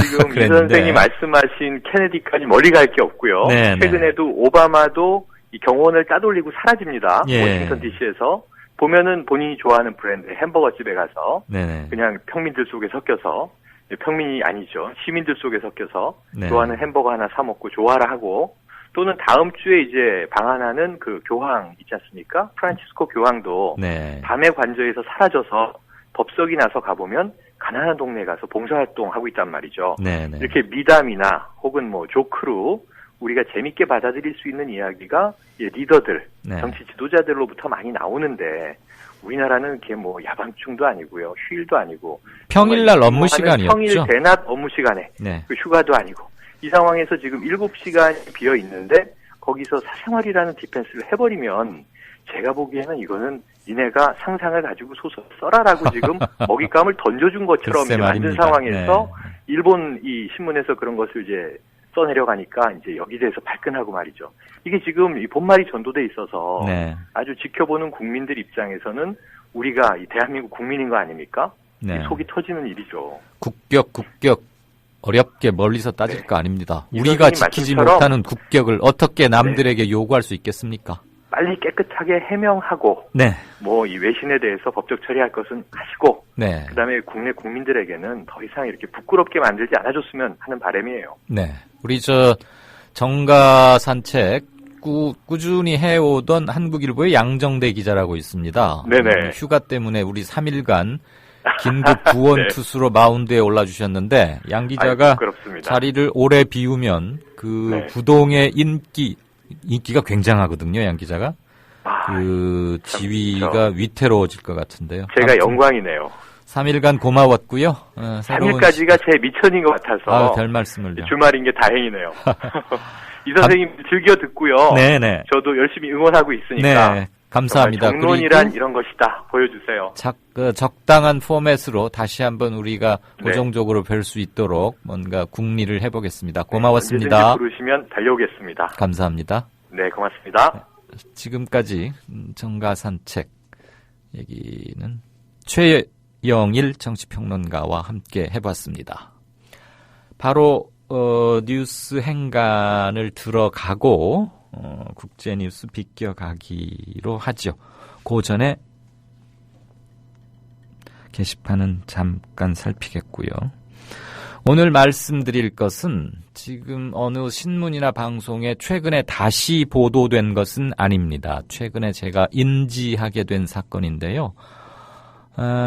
지금 뭐 컴퓨터 앞에서 또는 포털 검색을 활용하실 수 있는 분이 계시다면 검색창에 갯돈 붓듯이 비자금 조성 뭐 이렇게 쳐보면 갯돈 기에다가 사이시옷 하나 붙이는 거예요. 갯돈 붓듯이 비자금 조성 또는 뭐 허위로 출장 명령서 뭐 이런 식으로 치면 2011년 그 다음에 7월 8월 중에 기사가 하나 뜰 것이고요. 또는 솜방망이 처벌 뭐 감사원 처벌 대놓고 무시 뭐 요런 식으로 그런 키워드가 들어가게 치시면은 2013년 그러니까 2012년이겠군요. 대선이 열린 해 그해 10월에 국정감사 기간 중에 이게 보도됐던 건들이 기사가 쭉 뜰 겁니다. 중앙일보나 연합통신 등등에서 썼는데요. 조금 서설이 길었습니다. 요지는 이렇습니다. 우리나라 이른바 지금 관피아 척결해야 한다 이런 거 아주 대단하지 않습니까? 그게 몇몇 잘 나가던 고시 출신 중에서도 뭐 TK 출신이거나 권부와 가까웠던 이런 힘 있는 몇몇 사람들만의 문제가 아니다라는 점을 말씀드리려 하는 겁니다. 제가 지금 말씀드리려고 하는 사람의 이 주인공은 고시 뭐 이렇게 해서 공무원을 시작한 게 아니고요. 뭐 주사 이런 말 옛날에 있었잖아요. 7급으로 들어갔는지 9급으로 들어갔는지는 잘 모르겠어요. 중앙부처 뭐 이제 산업자원통상부라고 하는 곳에서 쭉 일해가지고 뭐 20몇 년 일해서 이제 조금씩 올라가서 사무관을 하고 산하기관에 대빵으로 대장 자리로 가는 건 아니고요. 뭐 이제 뭐 기획실장 이런 거 맡아서 하나 가는데 공무원들 중에서 나이는 찼는데 제대로 승진하지 못하고 그런 사람들을 이렇게 예우상 산하기관에 이렇게 적당한 간부, 중간 간부나 최상층 간부, 그 기관장은 아니고요. 이제 그리 맞춰서 보내는 게 있습니다. 그래서 이제 사무관으로 퇴임을 하면은 조금 모양이 안 사니까 정년은 정년 전에 내보내는 거죠. 그 대신 1계급 특진식으로 해서 서기관을 딱 하루만 임명하고 그날 사표를 내는 거예요. 그러니까 이력서상으로 보면 그 사람은 서기관으로 퇴임한 겁니다. 서기관이면 4급에 해당하죠. 4급부터는 국가에 자기 재산 등록해야 되고 이른바 높은 공무원 축에 들어갑니다. 그중에서 1, 2, 3급을 고위공무원단이라고 해서 특별히 관리를 하는 것이고요. 4급이면 이제 중앙부처의 과장급인데 수행하는 권한이나 이런 건 상당히 막강합니다. 어쨌거나 하루 동안 딱 서기관 옷만 입혔다가 바로 벗기고 퇴임시키고 산하기관 어떤 곳에 이제 뭐 본부장이나 이런 클래스로 보내는 거예요. 그 사람이 어느 기관, 자기가 일하던 정부 부처의 산하기관에 가서 무슨 짓을 했냐면 가자마자 조금 있으니까 추석이 됐어요. 9월쯤에. 그러니까 뭐 국회에다가도 좀 인사를 해야 되겠고 자기가 있던 곳 이제 상급 관리감독청이 된 거죠. 그 부에 뭐 이제 사무관, 과장, 국장들 뭐 좀 추석 때 하다못해 떡이라도 뭐 저 갈비 한 짝이라도 보내고 뭐 인사라는 걸 이른바 해야 될 거 아닙니까? 그리고 평소에 가서 좀 밥도 사고 술도 사고 하려면 그 법인카드가 있는데 웬일인지 법인카드를 안 썼나 봐요. 또는 이제 밥만 먹는 데는 법인카드는 되는데 뭐 저 이상한 술집 뭐 강남에 있는 흔히 말하는 룸살롱 이런 데 가면 그 법인카드는 계산이 안 되지 않습니까? 클린카드라 그래서. 그러니까 그런 데 가서는 현금이 필요하니까. 근데 그걸 뭐 자기 월급으로 쓸 수는 없을 것이고. 그래서 어떤 식으로 비자금을 조성했냐면 직원들, 자기가 이제 본부장으로 가서 일하는 직원들을 어디로 출장을 보냅니다. 거짓말로. 뭐 부산, 제주 뭐 이렇게 며칠. 그러면 이제 계산서에 따라서 출장비가 나오잖아요. 그 출장비가 개개인 출장자의 계좌에 들어가는 거죠. 그러면 그 돈을 다시 인출하게 해서 돌려받습니다. 좀 우습죠. 치졸하고. 근데 뭐 부산, 뭐 제주도 이런 데 한 2박 3일로 갔다 와봐야 뭐 한 7, 80만 원, 80만 원 되니까 뭐 룸사롱 가려면 한 번에 몇백만 원씩 드는데 그거 가지고 어느 코에 붙이겠어요? 그래서 직원들을 한 출장 전에, 추석 전에 한 47, 8명을 대거 어디로 보낸 거가 됩니다. 그렇게 해서 몇백만 원, 뭐 1,000만 원 돈 만들어가지고 여기저기 인사하고 이제 그렇게 돌아다니면 쓴 거죠. 부정하게 조성한 돈이니까 치부책이나 장부도 있을 리가 없고 영수증 첨부도 안 하죠. 영수증 첨부를 하면 더 이상하죠. 어떻게 만들어진 돈부터 설명을 해야 하니까. 그런 짓을 하고 그 몇 달 뒤면 또 설 아닙니까? 그래 이제 차츰 소문이 나고 그랬어요. 그러다 보니까 무슨 때에 맞춰서 명절 때마다 그런 돈 만들기 뭐하고 번거로우니까 아예 직급별로 팀장들은 월 20만 원씩, 뭐 실장단은 월 30만 원씩, 그보다 좀 높은 사람은 좀 더 내고, 그래서 매달 돈을 수금을 합니다. 일수 뭐 찍듯이. 그건 이제 갯돈 방식의 비자금 조성이었어요. 그렇게 뭐 2년인가를 어떻게 해 오다 보니까 소문도 나고 기자들도 좀 눈치채고 그래서 기사도 나오고 그래서 감사원이 인지수사 들어가서 시작했어요. 그래서 감사원에서 걸려가지고 조사 끝에 처음에는 다들 모르쇠로 잡아뗐죠. 근데 그걸 어떻게 알아냈냐면 A라는 사람이 서류상으로는 부산, 대구 지역에 2박 3일 출장을 가 있어야 되는데 요즘은 왜 전자태그라 그래서 출입문 할 때 뭘 이렇게 철커덕 대야 문이 열리지 않습니까? 그거 조사를 해봤더니 부산, 대구 출장 가 있어야 할 사람이 버젓이 8시 몇 분에 정확히 출근해서 6시 몇 분에 퇴근한 게 나오거든요. 그러니까 말이 안 되잖아요. 그래서 다 이제 줄줄이 이제 걸리게 됐죠. 그래서 감사원에서는 총 조성 비자금이 약 4천만 원쯤에 이르는 것으로 되고 그게 위원장에게 상납이 됐는지 그 위원장이 어디에 썼는지는 끝까지 제대로 답변을 안 해서 문제가 있다. 이건 검찰에 수사를 의뢰해야겠다. 그리고 그 짓을 주도한 아까 그 서기관으로 하루만 일하고 저쪽으로 간 그 사람은 해임을 시켜라 라고 이제 통보를 했어요. 그럼 통보를 받은 그 기관에서는 어떤 짓을 했느냐. 인사징계위원회를 열었는데 감사원에서 총 12명을 골라가지고 누구는 해임, 누구는 정직, 누구는 감봉 몇 개월 등등등 이제 비위 정도에 따라서 처분 수위 요구를 해서 보내왔을 거 아닙니까? 그 중에 한 명이 인사위원장이 된 거예요. 그러니까 벌 받을 사람이 자기를 재판한 거예요. 그래가지고 가장 무거운 요구를 받은 해임 요구를 받은 김모 실장이라는 사람을 정직 2개월로 줄여버립니다. 이건 어마어마한 경감이지요. 그리고 뭐 정직 6개월 요청받은 사람은 그냥 뭐 주의, 경고 이렇게 해가지고 엄청난 솜방망이 처벌을 자기들끼리 해버렸어요. 이것을 새누리당 정모 의원실에서 알게 됐습니다. 충북지사도 지내고 했던 정 의원실입니다.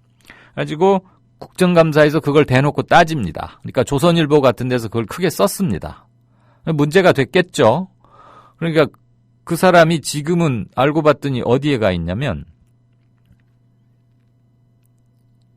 그 자기가 근무했던 정부 부처의 산하 무슨 협회라는 곳에 상무로 갔습니다. 근데 지금 그 사람 나이가 60세입니다. 그러니까 이전 직장 그 비위를 저질렀던 거기서도 기어이 정년을 채우고 나왔죠. 하는 일 하나 없이 연봉 1억 2천만 원씩 받아가면서 못된 짓 했다고 이제 보직은 차마 받지 못하지만 그냥 위원이라는 명목으로 가서 하루 종일 신문만 보고 앉아서 축내는 거예요. 그거 다 물론 우리 세금이죠. 이 사람은 지금 저 관료 생활할 때 아주 잘 나가던 그런 사람이 아니었어요. 그러다 거기서 정년 퇴직을 하고 이번에는 그보다도 더 밑에 있는 민간 기업들의 협회인 곳에 상무라는 자리로 가서 또 연봉 뭐 1억 얼마씩 받으면서 이제 뭐 저 술 사러 다니고 밥 사러 다니고 그런 짓 하겠죠. 그러니까 요번에 받게 되는 그 연봉에는 국민들 세금은 안 들어가 있죠. 기업들이 회비로 낸 협회에서 받는 돈이니까. 그런데 결국 그 사람은 로비스트 역할을 하고 로비스트는 기업을 위해서 이 일을 할 것이고 자기가 일했던 정부 부처에 가서 지금 자기한테 월급을 주고 있는 기업들의 이익을 대변해주고 돈을 받아요. 그럼 기업들의 이익을 대변해준단 말은 뭐겠어요? 국민 돈으로 뭔가 기업에 지원을 하게 하는 결국은 넓은 의미에서 혈세를 또 축내는 거죠. 이게 최근에 일어난 일입니다. 지난 7월 10 며칠부터 그 협회에 출근을 했다고 하더군요. 자, 7월 15일 그때가 언제입니까? 대통령이 관피아 없애야겠다 그러면서 뭐 공무원들 무슨 취업 제한 규정 만들고 뭐 만들고 세월의 사건의 주범이 이거고 이거 때려 고치지 못하면 못한다고 막 그랬을 텐데 힘센 사람들만이 아니다. 공무원들은 여전히 더군다나 비위 사실이 적발돼서 감사원으로부터 해임 통보까지 받은 사람도 60세가 되었건만 다시 한번 3년간 먹고 살 수 있는 자리를 또 마련해줘요. 그 협회에는 원래 상무 자리가 한 자리밖에 없었는데 그 사람한테 상무 자리를 주려고 상무 자리를 2개로 늘렸답니다. 대표적인 위인설관이죠. 어떤 사람을 위해서 없던 자리를 만드는 것. 그렇게까지 해가면서 봐주는 게 이른바 우리나라 공무원들의 끈끈한 마피아입니다. 사무관, 겨우 서기관 하루만 하고 옷 벗은 사람도 그 정도이니 어렵다는 행정고시 출신에서 떵떵거리면서 공무원 생활하고 나온 사람들은 어떻겠습니까? 세월호 그 난리가 터져도 윤일병 그렇게 저기 하고 죽어서 자 이제 공무원 군인연금 바꾸자고 하는데도 버젓이 이런 일이 벌어지고 있습니다. 이러고도 적폐 청산 운운하실 겁니까? 청와대까지 가고 싶지도 않네요. 국무총리실 또는 해당 부처에서는 이런 일 알고나 계십니까? 오늘 행간 여기까지입니다. 다음 순서 들어가죠.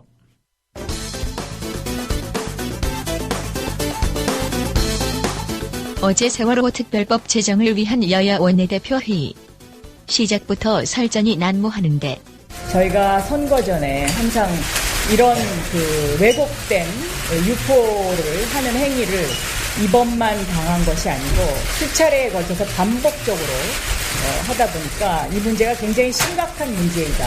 제가 우리 박 대표님 모시고 큰 얘기를 하려고 저는 사실 나왔습니다. 이게 굉장히 큰 이야기입니다. 그러니까. 이제 앞으로는. 아니, 사실관계를 제가 확인해야지 사실관계를 확인하는 상태에서. 확인하신 걸로 제가 들었습니다. 그러니까 이게 우리 오늘 싸우려 나온 거 아닙니다. 따라서 국회가 오늘 박영선 대표와 이완구 대표가 이 문제에 대한 합의가 되지 않으면 국회는 마비가 됩니다. 이렇게 협박하시는 듯한 그런 이야기는 저는 국민들 앞에서는 안 하셨으면 좋겠습니다. 그 말씀을 좀 삼가했으면 좋겠습니다. 저 협박한 거 없습니다. 저는 원내대표에 취임한 이후에 예의를 갖춰서 정말로 예의를 갖춰서 박영선 대표를 모시고 지금까지 협상했다는 건 여러분들이 잘 아실 겁니다. 야당을 그런 식으로 국민들 앞에서 대표님, 제 말씀을 들어보시죠. 저희를 마치 제 말씀을 들어보셔야지. 그 다음에 말씀드릴 기회를 드릴게요. 아니요. 많이 하시죠. 아니, 지금 그 얘기를 하시니까. 일정표는 저희가 공유하고 있는. 그러니까 저한테 말씀 주시니까 제가 말씀을 한 다음에 하시라고요. 대변인인데 선거 바로 전날 경찰 관계자가 얘기한 것을 들었다. 이 유병은 시신이 아니라는 얘기는. 이건 엄청난 얘기죠. 그거는 제 말씀 들은 다음에. 자꾸 말씀하시면. 제 말씀 다음에. 녹음 테이프가 있습니다. 그러니까 제 말씀대로. 그러면 여러분 선거 전날 교과서에서 제 말씀 들어본다. 제 말씀 들어본 다음에. 제 요지는 그러니까 제 말씀을 저한테 기회를 주세요. 제 얘기를 그게 아니고 자꾸 얘기를 다른 데로 끌고 가시는데요. 제 얘기를 기회를 주셔야지. 또 제 자신이 또 사람이니까 몸과 마음이 아팠어요. 한 주만 쉬면 안 될까 피곤하다. 근데 그걸 언론에 공개해버렸어요. 피곤하니까 다음번에 건드리자. 이렇게 산적한 현안이 많은데 저는 미안합니다. 제가 아파서. 따라서 이거 이렇게 되기 시작하면 자 웃잖아요. 언론인들이. 이게 보여줄 장면이에요. 나는 화낼 줄 모르는 줄 압니까? 서로가 마찬가지입니다. 그러니까 그런 감정적인 감정적인 얘기를 저 비공개 감정내가 지금 모든 게 감정적으로 그렇게 다 털어놓으니까 마치 새누리당이 무슨 문제가 많은 그런 집단을 비추고 있지 않습니까? 이걸 어떻게 합니까? 이거를 원내대표를 하는 순간까지 국민을 위해서 저는 합니다. 국민 이상의 의미는 없습니다. 당을 위해서 일하지 않습니다. 국민을 위해서 하겠습니다. 80분 뒤 이완구 새누리당 원내대표 희색이 완연하는데 그새 무슨 일이 있었을까? 자, 우리가 아까 좀 격한 모습을 보여드렸는데 일어나서 악수의 모습을 좀. 특검 출정권과 관련해서 김무성 대표께서 하신 부분에 대해서는 거기에 대한 입장 정리가 분명히 있으셔야 된다. 제가 그렇게 말씀을 드리겠습니다. 그만. 그만. 김무성 대표 건데 그만. 괜히 이제 한 말씀 하시는 게 괜히 또 아니요. 가십대라고 하시나? 자, 갑시다. 좀 잘 좀 내줘요. 아까 화내는 거 찍지 마. 1시간 반 비공개 협상 끝에 여야는 세월호 특별법을 오는 13일 국회 본회의에서 합의 처리하기로 했습니다. 막판 쟁점은 특별검사를 누가 추천하느냐 여부였는데 결국 특검법 절차에 따르기로 했습니다. 처음엔 진상조사위원회에 수사권을 줄 것을 요구했다가 한 발 물러서서 특검 추천권을 달라고 했던 야당이 또 양보한 셈입니다.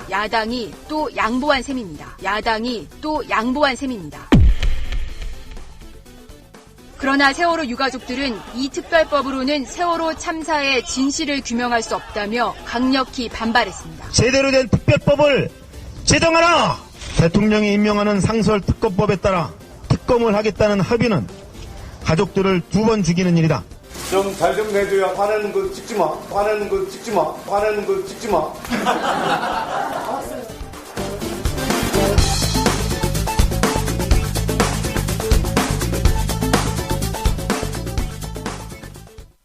네, 국제뉴스 비껴보기 윤재석 프레시안 위원님 나오셨습니다. 안녕하세요.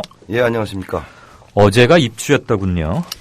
예, 조금 있으면 이제 모기 입도 부러진다는 처서가 되겠죠. 네, 그러겠죠. 오늘 국제뉴스 들어가기 전에 오늘 아침에 한겨레나 몇몇 조간신문 보시면 이 광고 보신 분들도 계시겠지만 명성교회 그리고 사랑교회 네로라 하는 교회인데 그 교회 관련 의견 광고가 실렸습니다. 이 건에 관해서 윤 의원께서 하실 말씀이 있다니까 그거 잠깐 듣고 국제뉴스 시작하겠습니다. 예, 오늘 한겨레와 조선에 국민 여러분, 부패한 종교 사업가 오정현 목사, 김삼환 목사를 응징해 주세요라는 제하에 광고, 5단통 광고가 났는데요.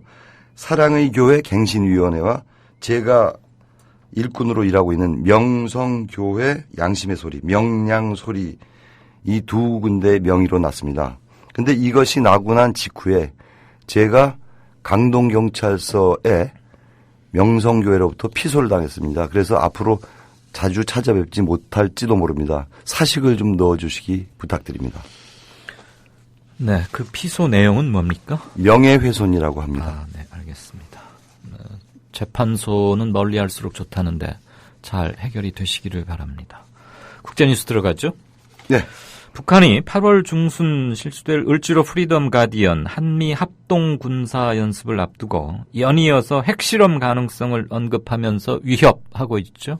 그렇습니다. 북한 노동. 네, 이럴 때 위협이라는 표현을 써도 되는 건지 너무 우리식 용어는 아닌지 생각은 듭니다. 저는 매번 말씀드리지만 참 그러려니 하고 넘어가는 게 가장 상책이라고 생각하는데 네. 어쨌든 북한 노동당 기관지 노동신문은 오늘 미국은 조선반도 정세를 격화시키는 진범인이라는 제목의 글에서요. 네. 정밀 타격에는 초정밀 타격으로 핵에는 핵으로 맞받아 나갈 것이라고 위협을 했습니다.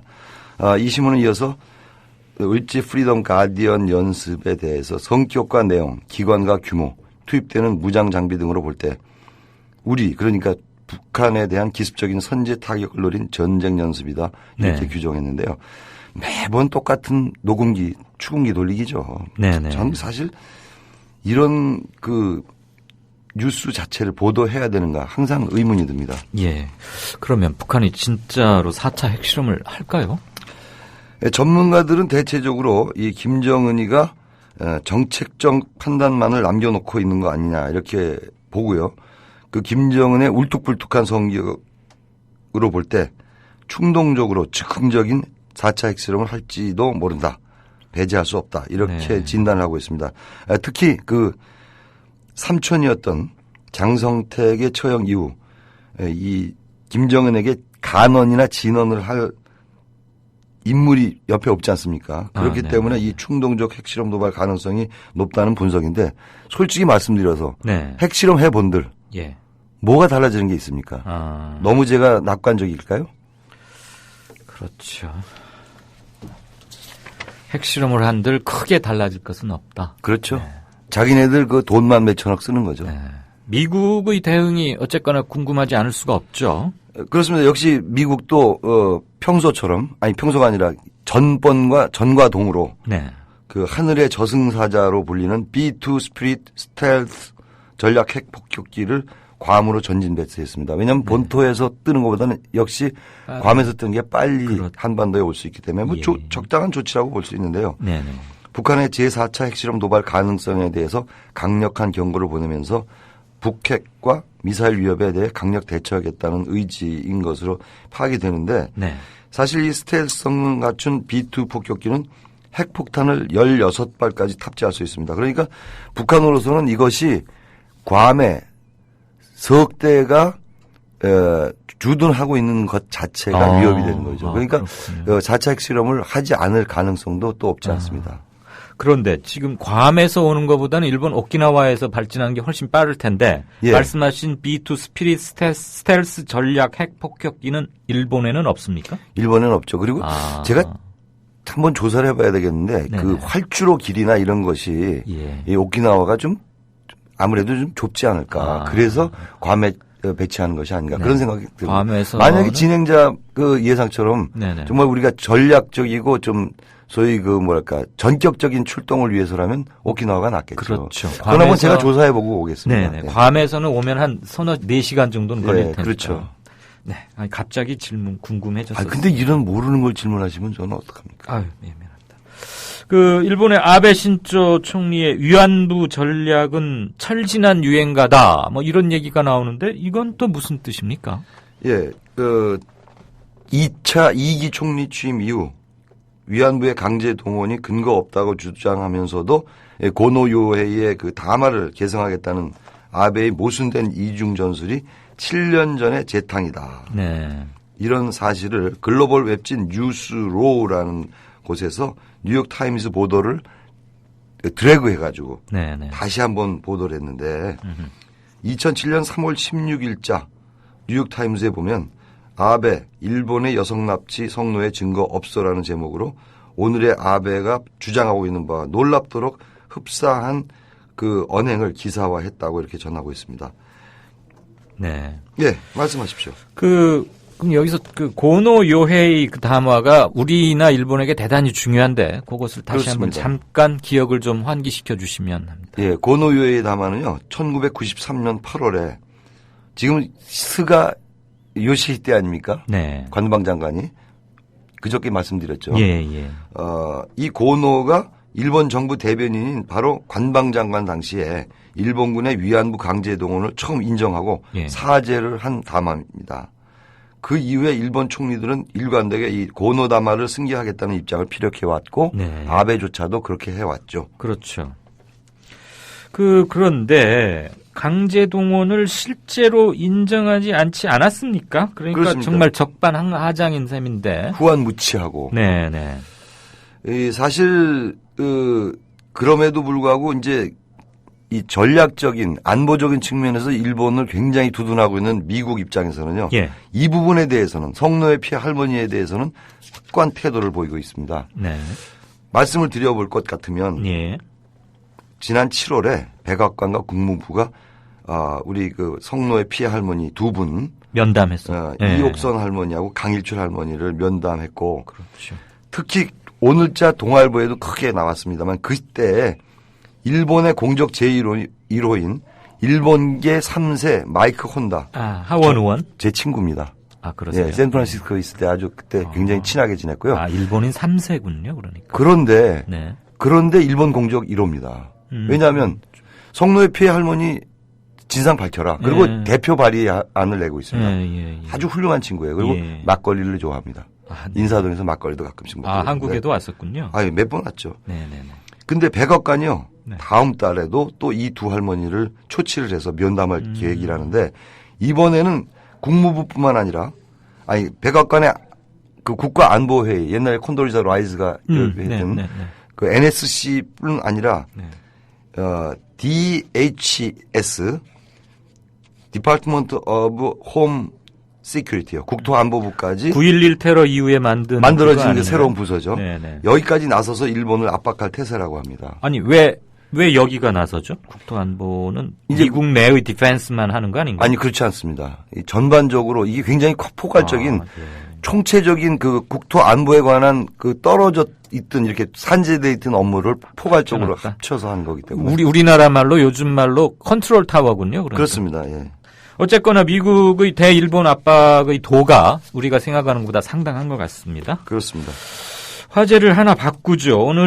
어제 오늘 조간들에 계속 기사가 나던데 200만 명이 학살된 이른바 캄보디아의 킬링필드. 예. 다시 화제더군요. 네, 킬링필드입니다. 어제 유엔과 캄보디아 정부가 공동 설립한 크메르 루즈 전범재판소가요. 이 크메르 루즈 시절 정권 2인자였던 누원체아 이 사람은 미수네요. 86살. 네. 공산당 부서기장과 키우삼판 이 사람은 유명하죠. 키우삼판은 아주 유명해요. 예, 예. 83살인데 이 전 국가 주석 등 2명한테 강제 이주 등 반인륜 범죄 혐의가 유죄로 인정된다면서 종신형을 선고했습니다. 그러잖아 뭐 90이 다 된 사람들한테 종신형 해봐야 몇 그러게 년이나 말입니다. 살겠어요. 네. 아무튼 예. TV와 인터넷으로 캄보디아 전역에 생중계된 이번 재판을 보고 킬링필드 생존자들은 판결 소식에 뒤늦게나마 환호를 올렸고요. 예. 이 파렴치한 두 사람 항소의 뜻을 밝혔습니다. 또 항소요? 네. 어디나 비슷하군요. 예. 크메르 루즈가 운영해온 악명 높은 교도소. 이름이 뭐 투올슬랭? 이게 그 나라 말인가요? 뭐. 예, 이게 어디 있냐면요. 네네. 캄보디아 수도 프놈펜 한 복판에 있습니다. 네. 저도 한 몇 번 가봤는데 예. 정말 각종 그 악랄한 고문 기계 다 있습니다. 예를 들면 그 올무 같은 거 있죠. 네. 그러면 이게 덧 같은 거, 노루 잡는 덧 같은 산에서 거. 뭐 잡을 때 쓰는 그런 것들이 있어요. 그걸 뭘 어떻게 고문해요? 그걸로 사람을 고문한 거죠. 이야. 그래서 이 투올슬랭 교도소라는 건 정말 악명 높고요. 네. 여기서 14,000명이 숨졌습니다. 아하. 그런데 여기 이 교도소장이 누구냐면 카잉 구엑 에아브라는 사람인데 네. 2010년에 살인 고문 혐의로 35년형밖에 안 받았어요. 그런데 2012년 다행스럽게도 그래도 종신형으로 증형이 됐습니다. 예. 그 크메르 루즈 잠깐 한 1분 30초 동안만 설명을 좀 부탁드릴까요? 이제 지금 우리 신세대 젊은 분들 중에서는 잘 모르시죠. 그렇죠. 네, 근데 크메르 루즈라 하면 이것도 일종의 이제 반군이었다가 집권을 한 정파인데. 네. 그러니까 반군이라는 것은 보는 시각에 따라서 그렇죠. 용어니까. 예. 우리가 이제 예를 들어서 하마스도 반군으로 보느냐 아니면 그 팔레스타인 입장에서 보면은 팔레스타인인 입장에서는 반군이 아니죠. 우리는 베트콩을 반군이죠. 나쁘다고 했지만 결국 예. 베트콩에 의해서 통일이 됐던 거 아닙니까? 그렇죠. 맞습니다. 그래서 이 크메르 루즈는 이 마오이스트 정파인데요. 네. 1967년에 무장단체를 결성한 후에 1975년 그러니까 베트남이 망할 당시에 정권 장악에 성공합니다. 근데 이 사람들이 굉장히 악랄한 게 사회 개조를 명분으로 지식인과 반대파에 대한 학살과 고문을 자행했는데요. 지식인을 어떻게 구별하느냐. 안경 쓰면 일단 지식인으로 봅니다. 네. 그다음에 손이 굉장히 고우면 지식인으로 부드러우면 지식인으로 보고 전반적으로 그 사회 하여튼 이 1979년에는 베트남군과 캄보디아 공산동맹국의 공격으로 정권이 무너지기 시작하기까지 무려 200만 명. 그때 당시에 캄보디아 인구가 800만 명이었는데 4분의 1을 살해합니다. 어마어마했군요. 네. 지금 새로 들으시는 분들은 이 유명했던 사건이 저기 하겠지만 또 한 번 민주화 그런 걸 확인해 볼 수 있겠습니다. 자, 말씀 감사합니다. 프레시안의 윤재석 기획위원이었습니다. 다음 주에 뵙겠습니다. 고맙습니다. 네. 하루가 가자 또 중요한 한 주가 저물고 있습니다. 한 말씀 드리고 물러가겠습니다. 윤일병 구타 사망 사건 이후 논산 훈련소를 찾은 새정치연합의 당시 박영선 원내대표가 한 훈련병에게 카츄샤에 안 가고 왜 여기 왔나요? 라고 물었답니다. 병사가, 훈련병이겠죠? 뜨악하고 생뚱맞다는 표정으로 대답했어요. 떨어져서요, 시험에. 이렇게 비상식적인 걸 질문이라고 하다니 기도 안 맥힙니다. 프랑스 민중혁명 소식을 접한 마리 앙뚜아네트가 그랬다죠. 빵이 없으면 케이크를 먹으면 될 일 아니냐고요. 들어주셔서 감사합니다. 복장 터지는 뉴스들 때문에 삼복인지도 모른 채 한 주가 지나가고 있습니다. 이강윤이었습니다.